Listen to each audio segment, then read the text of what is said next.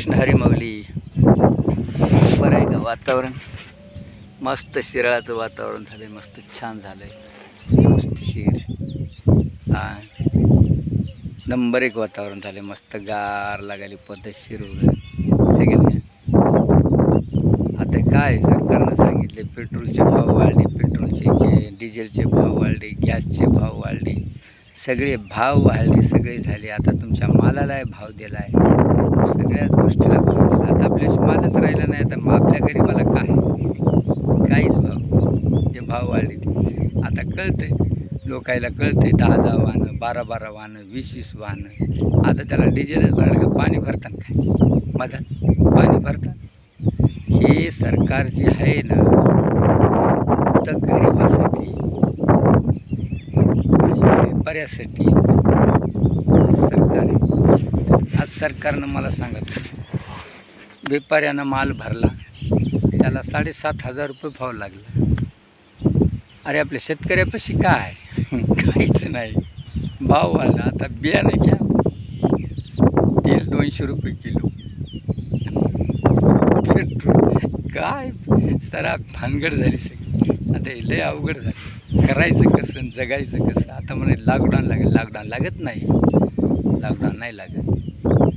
आपले मुख्यमंत्री साहेब म्हणे पण लागणार नाही, लॉकडाऊन लागत नाही, काही लागत नाही, काळजी करू नका, मस्त निवांत जरा. आणि बरोबर आहे, जे पंतप्रधानांनी जे सांगितलं तेल जपून वापरा, आणि खरंच जपून वापरा. त्याची ढास बसते, शरीराला घातिक आहे. थोडंसं तेल टाकून चव काढा ना तुम्ही काहीतरी. माझं कसं आहे, जरा सहकारानं करा हे. आणि तुम्ही काय म्हणता, हे माझ्या सांगणारात पहिला चिकट आहे नाही हो. चिकट जरी असला तर आता मला सांगा, पंतप्रधान काय म्हणाले, तेल जपून वापरा.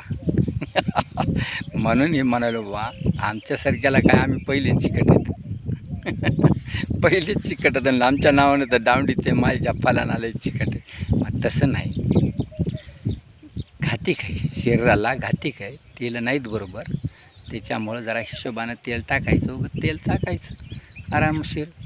लई आपलं पोचट बी खायचं नाही, लई तिखट बी खायचं नाही, मध्यममध्ये आपलं जरा तेल टाकल्यानं काय माणूस पोटभर जेवत नसते. मग ते उद्या हानी खाय ना शरीराला. ठीक आहे, सरकारनं जे सांगितलं आहे ते बरोबर सांगितलं आहे.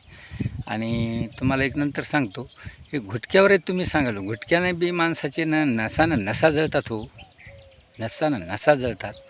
त्याच्यावर जरासं कमी केल्यावर फार चांगलं होईल. अहो हे जर थुकलं ना, तुम्हाला सांगतो हराळ जळायली. आणि कावळ्यानं जर तोंड पुसलं तर हराळ जिती राहते. म्हणजे का त्याला अमृत पिलेलं असते ना. किती तुम्ही 4 बैल नांगर लावा, पहिले ट्रॅक्टर लावा, ट्रॅक्टर लावली तरी हराळ मोडायली नाही. त्या हराळीला मरणच नाही, गुंद्याला आणि हराळीला मरणच नाही.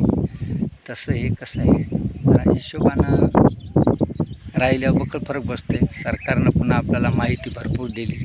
डिझेल जपून वापरा, पेट्रोल जपून वापरा ना. आता तुम्ही म्हणसान, आता एका गाडीवर 2 गाड्यावर वागायचं, तर एका गाडीवर वागलं तर पुन्हा तिथं पोलीसवाले धरतात. एक ताप आहे. त्याच्यामुळं काही नाही, आरामशीर चालू द्या. हिंडणं फिरणं कमी करा. काय करता मग आता, इलाज नाही. 4-4, 5-5 वाहन आहे, त्यांना आपलं एक वाहन चालवायचं, बाकीचे वाहनं ठेवायचे. आता हे सरकार सहज हळूहळू कोणापाशी किती वाहनं आहेत, कोणापाशी किती नाहीत, हे सगळं आता हळूहळू. अहो मला सांगा, ज्याच्या घरी 10 वाहनं, त्याच्या घरी 5 वाहनं, त्याला घरकुल भेटायली. ज्याच्या घरी वाहनच नाही त्याला घरकुल नाही. आता काय म्हणायचं, हे जे सरकार करायला ते बरोबर करायले. सरकार आहे ना, सरकार जे आहे ते बरोबर करायले. त्याला सगळ्या भारताची, महाराष्ट्राची, पुऱ्या देशाची काळजी आहे, व्यवस्थित करते. 2 गोष्टी बोलतो. जय हिंद, जय महाराष्ट्र.